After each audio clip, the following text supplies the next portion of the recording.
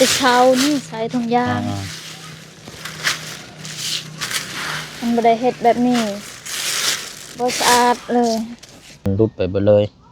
นี่นะนี่ให้เรามาเปลี่ยนตัวนี้ให้เราหูแล้วแต่ว่าเราสิเดินทางมามื้อนี้แหละหรือว่ามื้ออื่นเนาะเรื่องนี้เกลือปลาเหล็กเป็นนัวเนี่ยอยู่ในกินเด้อยัดเข้าไปในนี้ปิดไว้มันเสียแล้วนี่น้ำบ่ได้ใช้เลยเป็นเรือนเลยมัน8 มื้อนี่แหละมันล้างมาอยู่บ่ล่ะวะอยู่2 เดือนแล้วจ่ายเงินเนาะเพิ่นเอาเจืองบ่แม่นโอ้เอ้า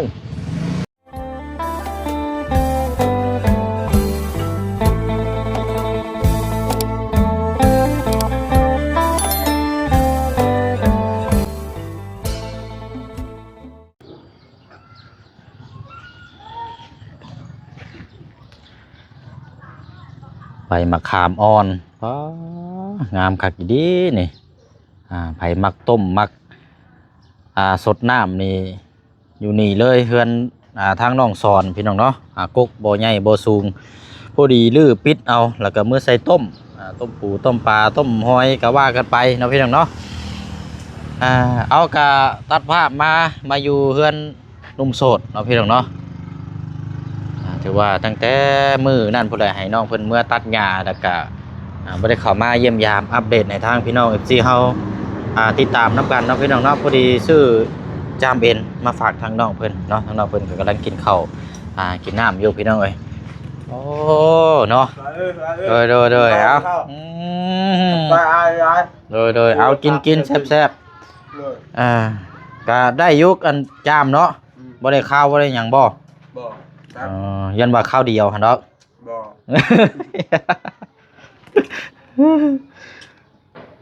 เอาครึมฟ้าครึมฝนคือเก่าพี่น้อยแต่ว่าบ่ได้ตกใครในจักน้อยอย่างมันบ่แปรเปื้อนเนาะมื้อนี้คือสิเช้ายาอยู่ช่วงแรกตกบ่ช่วงแรงก็บ่ตกตามพี่ใหญ่เบิ่งนี่ใครสีนั่นอยู่ป้อนติบข้าวใส่ไปซี่ได้บ่อ่ะข้าวกึบข้าวเปลือกอ๋อติบข้าวเปียกก็ได้ห่อใส่อันกระสอบโอ้ใส่กระสอบเข่าเลยเนาะเอากินใส่มันนี่แล้วแซ่บมันละตัวนี้ครับนี่ตัวนี้ใส่มันนี่มาก่อนพี่น้อยคำจากใดเขาเที่ยงหน้ากันอยู่ว่ากันนี่นะ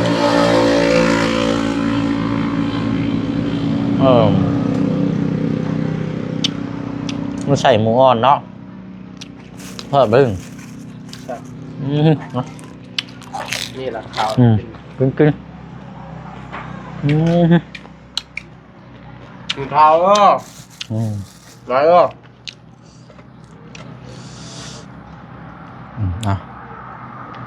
มีการไปหน่อย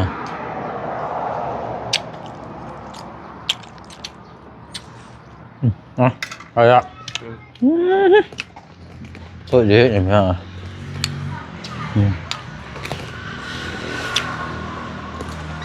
กินพักเดิมมันจังบดไข่มันจังบดติดคอ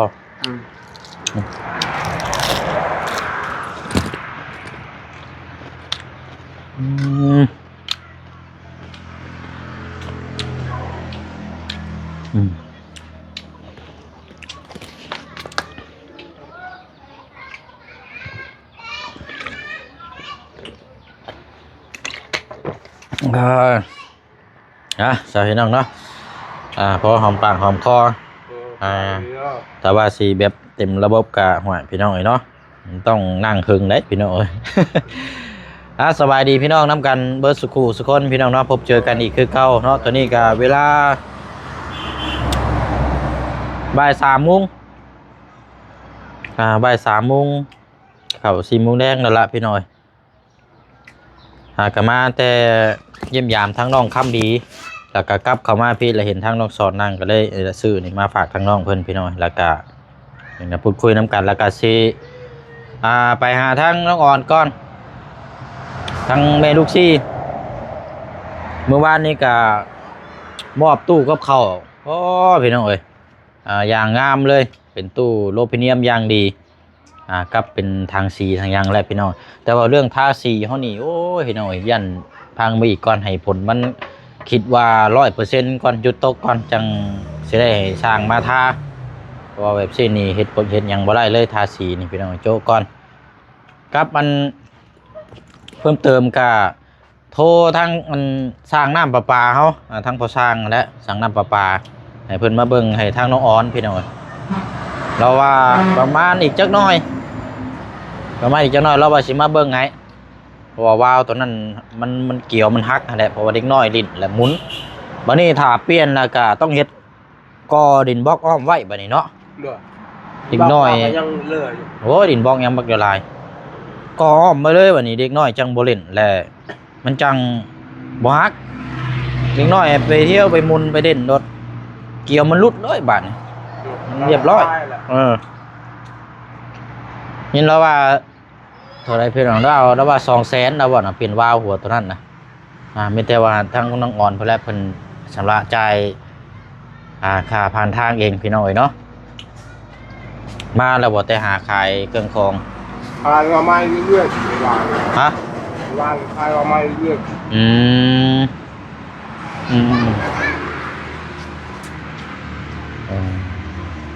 เดี๋ยวจักหน่อยสิย่างไปบอกเราเพราะว่าหนึ่งเทื่อบัตรช่างเพิ่นมาแล้วหลุดเจ้าของเฮือนบ่อยู่เดี๋ยวมันสิยากได้เนาะ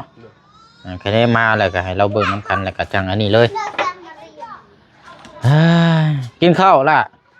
จ้าแหละ อันผู้เสือแรงนั่นไผสอนคือน้องอาเจืองแท้อันผู้ชายนะบ่แม่นบ่หน้าตาคล้ายกันเนาะ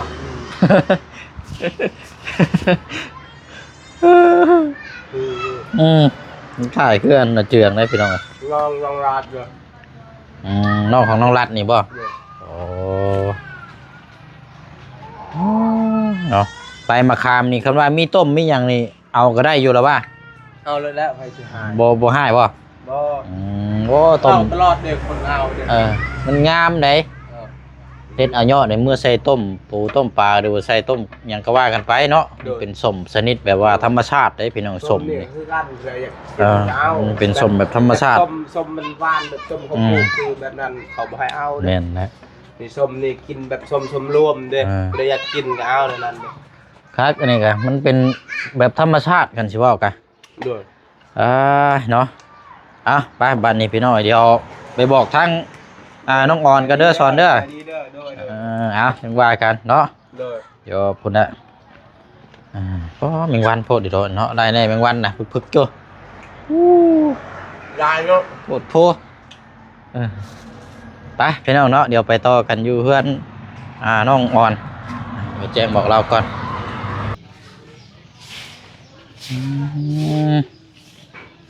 แดดแย่ลงมาแต่ใบไม้ใส่เฮือนเรา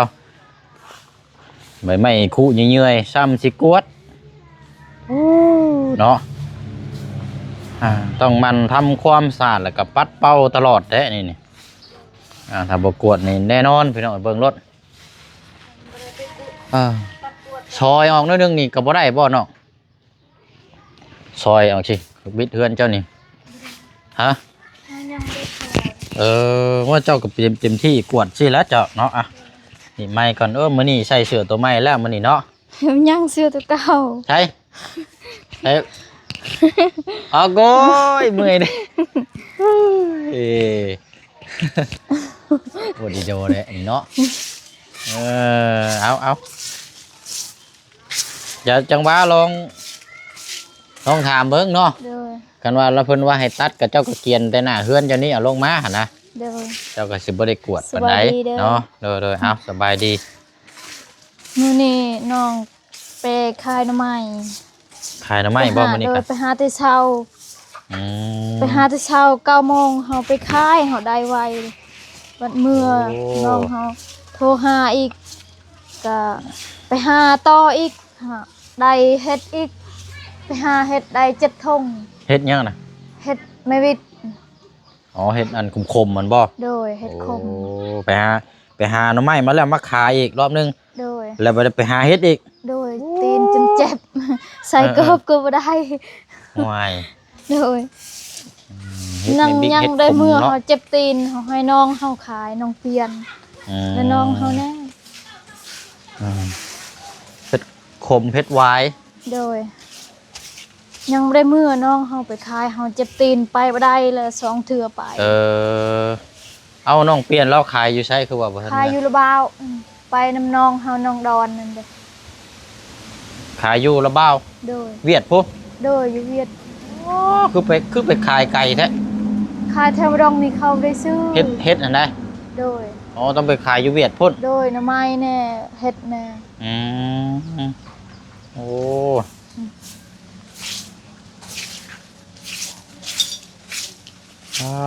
30 กวดเนาะ เมื่อกี้นี่แหละเมื่อ อืม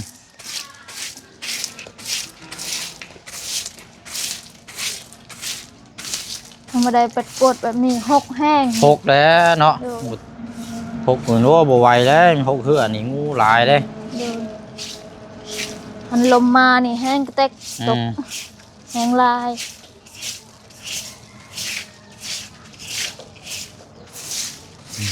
กวดเอาแล้วก็เอาโจมทิ่มอยู่ใช้บัตรนี่เอาไปโจมทิ่มอยู่ใช้ใบมัน ใส่สวิงไปทิม ใส่สวิง พื้นโดย เออ ใส่สวิง อืม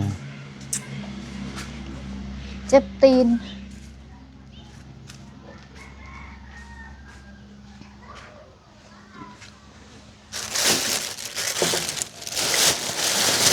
อืม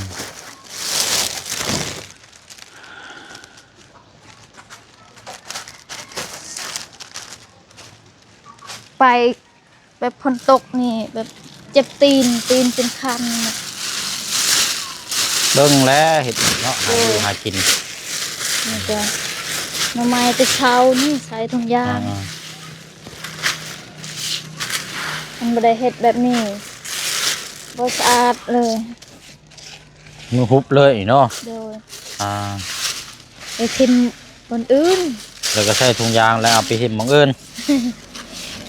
กดดีๆเนาะ โดย อืมเป็นจังได๋สิอ๋อไปหาหน่อไม้อยู่บ่เชียวกะ โดย ยังบ่ได้เข้าไปหาเด้อมื้อนี้จักเป็นนี่ได้ละ เสี่ยวเฮาไปหาหน่อไม้คือกัน หาหน่อไม้ขายคือกันบ่ โดยคลายคือกัน อ๋อ เฮาไปแต่เช้าเด้9 โมงเฮาไปขายหมดไว้ก็ไปอีกเขาซื้อไปแต่เช้าไปแบบเมื่อดนก็เขาแบบเขาได้แล้วซื้อหน่อไม้ขาวนี่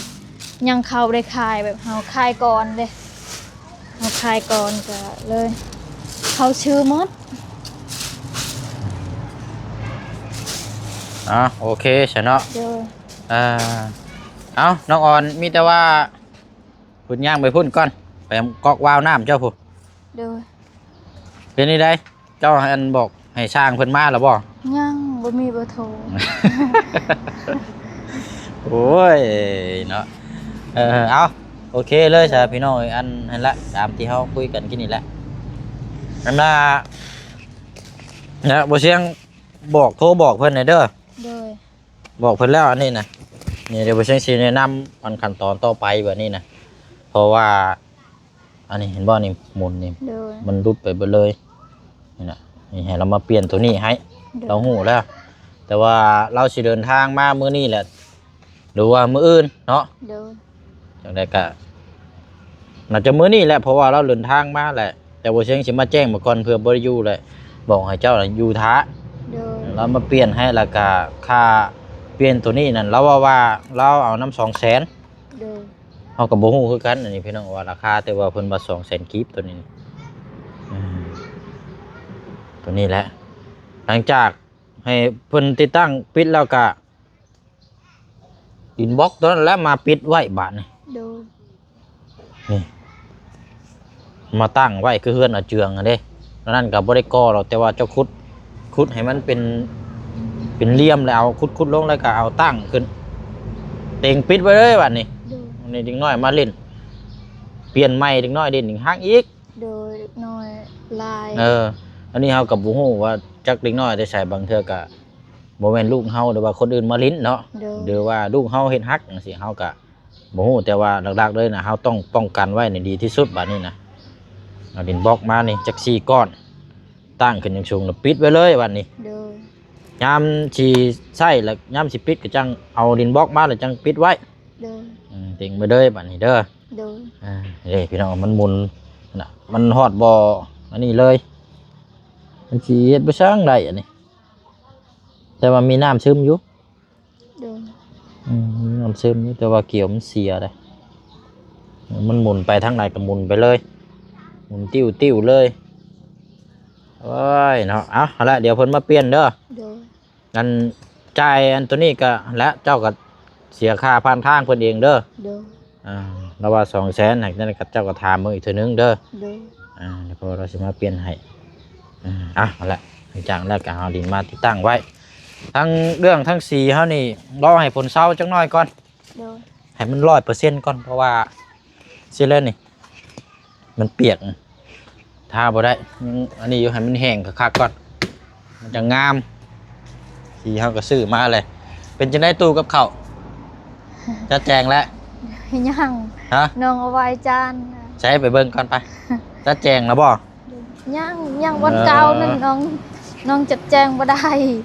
ยกบ่ได้ เพราะว่าแล้วยังสีทาสีอยู่ โดย เดี๋ยวค่อยเฮ็ดก็ได้แล้วไม่ยากหรอกเธอเดี๋ยวมามาก แม่เรามาทำลายเด้เรามาเล่น ไผ่ เฮ็ดแกงแล้วบ่แล้วว่าเนี่ยเฮาว่ายัง ไผ่นะ ในบ้านนี่คนในบ้านนี่ ถามว่า ดู ถามแบบใด ทำเฮ็ดแกงแล้วบ่อยู่นี่บ่เฮาว่าบ่ อ๋อห้องครัวนี่บ่ โดยแล้วว่า ถามแบบว่าเฮ็ดอยู่เฮ็ดกินจังซี่บ่ โดย เจ้าก็เลยว่ายังอยู่ โดย เออ แบบเฮาอยากเฮ็ดกินให้ จุไผกับจุข้างนอกก็ได้ โดย หมองเฮ็ดกินเฮ็ดหยังนะหมองในอยู่ในกินถ้วยบ่วงเอาเข้ามาไว้ในตู้พี่เบิด โด บั ย ด เอาไว้ในนี้ จะแจงไว้ในตู้นี่เบิดเลยคันว่ายังบ่ทันได้จัดแจงก็ให้เพิ่นทาสีแล้วก่อนก็ได้นะจังแล้วทีเดียวเลยก็ได้วางไว้สิก่อนก็ได้โอ้ยเย็นแท้เนาะ โดย โอ้ตก ฝนตกนี่เย็น เย็นคักอยู่ดีพี่น้อง ยามร้อนให้กระเย็น เย็นถ้วยบวงเฮาเป็นนี่ได้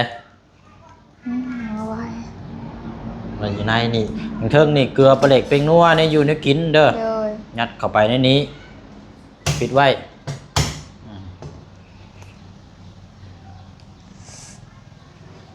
งาม2 ล้านกีบ ลูเฮาดีใจ ดีใจนะเห็นกับทามแม่ ดีใจนะลูกเฮาว่า มีแต่อันระวังหั่นละ โดย ระวังยันแก้วมันแตกเด้อตัวนี้น่ะยันเด็กน้อยแล้วเนาะงามเด้เสียงยังอันนี้ไฟน้ำเพิ่นมาเลยพอดีแล้วเปลี่ยนให้ไหมเนี่ยไอ้ว้าวนะพอดีแล้วโทรหาพ่อเราอยู่เจ้ามาแล้วนี่ตัวนี้มันเสียแล้วนี่น้ำบ่ได้ใช้เลยเป็นเรือนเลย มัน8 มื้อนี่แหละมัน ตั้งแต่เจ้าเว้าพุ่นแล้วเนาะ โดย ตั้งแต่เดินทางมา มัน8 มื้อ เบิ่งเครื่องกัน เด็กน้อยไปเล่นได้ แต่ว่าให้เขาดินแม่ตัวนี้มันเช็คเกี่ยวงาน นั่นแหละมันแบบว่าหมุนไปเลยมันนี่ น้อง 17เม็ดก่อนเด้อตอนแรกมาเปลี่ยนให้ เปลี่ยนอากาศจังหาเนี่ยมาปิดกัดเพราะว่ามันอันนี้แหละ ล้างมาอยู่บ่ล้างหรอวะ อยู่ 2 เดือนแล้วจ่ายเงินเนาะ เพื่อนเอาเจืองบ่ แม่น โอ้เอ้า มื้ สองเดือน เรามาเก็บมื้อนั้นน้องหังยืมเงินเฮา70เฮาให้ยืมแบบเฮาแบบเรามาเก็บนี่พอดีเฮาเล่นเฮือนลาวเด้พอดีน้องแบบทางญานั่นพอดีเข้าเฮือนลาวแล้วว่าบ่มีเงินก็เลยเฮาถามน้องหังนี่ยืม อัน เงิน แม่นอยู่ยินเราให้ฟังอยู่ เด้อ แต่ว่า คือเรา2 เดือนยังบ่ทันได้จ่ายอยู่ค่าน้ำกินนี่ เด้อ ตัวใส่น้ำกันตั้งเท่าหลายคนทั้งอ้ายน้องทั้งแม่เราก็มาใส่อยู่พี่ได้เพราะฉะนั้นก็เห็นมาหาบอยู่นี่อยู่เมื่อวานนี่ก็ แบบลาวคาลูกน้อยบ่ได้ไปแบบไปหาหน่อไม้ก็ยาก แต่ว่าหากเว้าถึงค่าใช้จ่ายค่าน้ำนี่บ่เนี่ยอ้ายก็มอบเงินให้เราอยู่ได้บ่แม่นว่าบ่มีรอบนี้น่ะจะได้เอาเงินตอนนั้นจ่ายใช่เนาะก็จะมาเก็บค่าน้ำแต่ว่าทาง มื้อนั้นแสนสามมื้อนั้นเราเก็บมื้อนั้น ดีเรามีเงินเราเอาเงินนำมาเจืองเฮาแบบเฮาให้ยืมเงินเฮา70,000เฮาว่านี่เงินน้องหางเอ้ยยืมเงินเฮานี่ก่อน70เฮาพอดีขายหน่อไม้เมื่อแต่ขายหน่อไม้ได้70เฮาให้เรายืมบัดตอนเช้าเราส่งคืนเฮาว่าเอาไว้ก่อนให้มีก่อนส่งคืนแบบน้องแบบ พากันใช้จังไดเนาะก็บ่ฮู้นำคือกันอันนี้ก็แต่ว่าบ่เสียงก็ คือเฮือนน้อง ว่านะ นี่ ถามเบิ่ง แพงนะ บ่นั่นก็เจ้าใช้นํกันหลายคนได้เฮือนนงหัง โดย ทั้งครอบครัว แพงแต่มื้ ปู่ อนั้น ย่าเรานั่นแม่น 50 เบิดเลย 51แพงมื้อนั้นมือเรามาเก็บ 2-3 เทื่อนั่นเดือนหนึงละ18,000 15 เออ เดือนเราเฮ็ดห้องน้ำนี่51 อืมเนาะกันซีเมนต์ก็อยู่ในกลุ่มนี้นี่ แบบ อยู่ฝั่งนี้ เราได้ นี่ ยิน มี เรายอกเด้เรายอกน้องหังบ่ได้เสียเดือนนี้ปลดเด้เฮาได้ยินเรายอก อืม ก็เลยเฮา เพราะต้องหาจ่ายและค่าน้ำมันก็บ่น้องห้างน่ะนึงมากก็คือว่านะเข้าใจน้องเพิ่นอยู่น้องเพิ่นจักสิเว้าแนวใดนะต้องถามผู้ที่ใช้น้ำอีกมันจังซอยกันมันจังได้เพราะว่าทางครอบครัวทางอ้ายทางลุงก็ใช้น้ำกัน เสียน้ำกัน ต้องเสียน้ำกันได้มันจึงถูกต้องเราว่า2เดือนแล้วกินนี่เราว่าบ่ทันจ่ายอยู่เพื่อนหลังนะเราว่าเอ้าจังไดเนาะ เอ้าจังไดก็รับผิดชอบมาเองแหละพี่น้องลงให้แล้วก็คันบ่มีนี่จ่ายให้กับป่ะบ่จักคำสิเว้าแล้วเพราะว่าเสียงก็มีมอบเงินให้ตลอดอยู่แต่ว่าไปนี่ว่ายังบ่มีเงินจ่ายค่าน้ำค่าไฟจังซี่นี่แม่นบ่บ่แม่นแล้วพี่น้องเดี๋ยวติด เรามาเก็บเรายังบ่มี มีแต่นี่แล้วเดี๋ยวเพิ่นสิมาเปลี่ยนให้ตัวนี้เด้อ โดย เลยเอาบัตรนี่เบิ่งเอาแล้วไอ้ก็โทรบอกเพิ่นแล้วกับเราก็หำฮู้นํกันนี่เราว่าตอนแรกเสียงน้อยสิมาเปลี่ยนให้ โดย เอา เมื่อวานนี้อาบน้ำฝนตกนี่เมื่อแต่เฮือนเสียว อาบน้ำฝนเนาะ โดย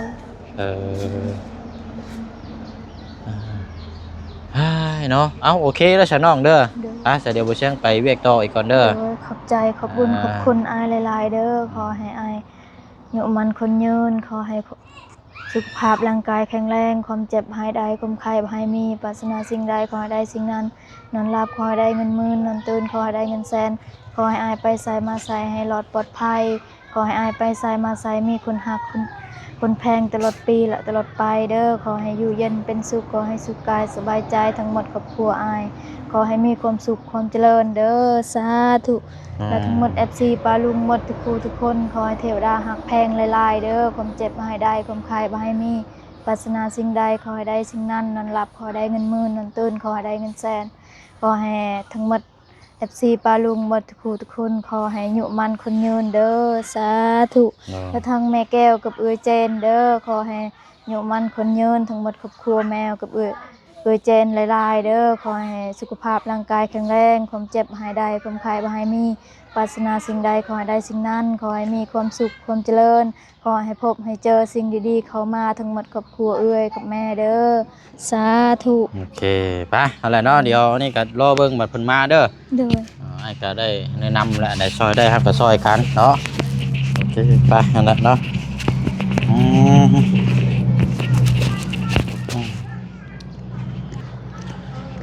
ไปพี่น้องเนาะถ่ายคลิป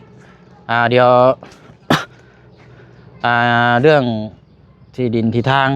ทางน้องคำดีเนาะพี่น้องเนาะทางคนน้องเปียวก็ไปเบิ่งมาแล้วพี่น้องเนาะทางไอ้ปั้นแล้วก็มีเจ้าของที่ดินพาไปเบิ่งเล่าสิขายนะพี่น้องเนาะเพราะว่าในราคา30 ล้านเนาะพี่น้องเนาะเนื้อที่เนื้อดินนี่โอ้งามพี่น้องเนาะเหมาะสำหรับทางครอบครัวแล้วเนาะแต่ว่าทางพ่อน้องเปียวก็ได้ถ่ายคลิปแล้วก็เล่นแล้วพี่น้องมีแต่ว่าช่วงแรงๆเนาะเดี๋ยวฝากทางพ่อแม่พี่น้องป้าดุงรอติดตามรับชมแล้วก็เบิ่งน้ำกันเนาะวิจัยเบิ่งน้ำกัน อันน่ะออกความคิดเห็นน้ำกันว่าราคานี่ที่ดินพื้นนี่เหมาะสมบ่หรือว่าจังไดก็ฝากน้ำกันเนาะพี่น้องเนาะก็มีเงินอยู่5ล้านกีบเงินทางแม่เพิ่นฝากมาที่ผ่าตัดนะพี่น้องเอ้ยบ่เสียงแบ่งออกมาเอาไว้เปิดสมทบแล้วก็อีก5ล้านเอาไว้ค่ารักษาทั้งน้องคำดีเนาะพี่น้องเนาะเอาติดตามรับชมเบิ่งน้ำกันพี่น้องเอ้ยเดี๋ยวช่วงแรงเนาะเดี๋ยวบ่เสียงเอาคลิปลงให้ติดตามรับชมเบิ่งน้ำกันเนาะบ๊ายบายเด้อพี่น้องเด้อเนาะสบายดีพี่น้องเอ้ยไป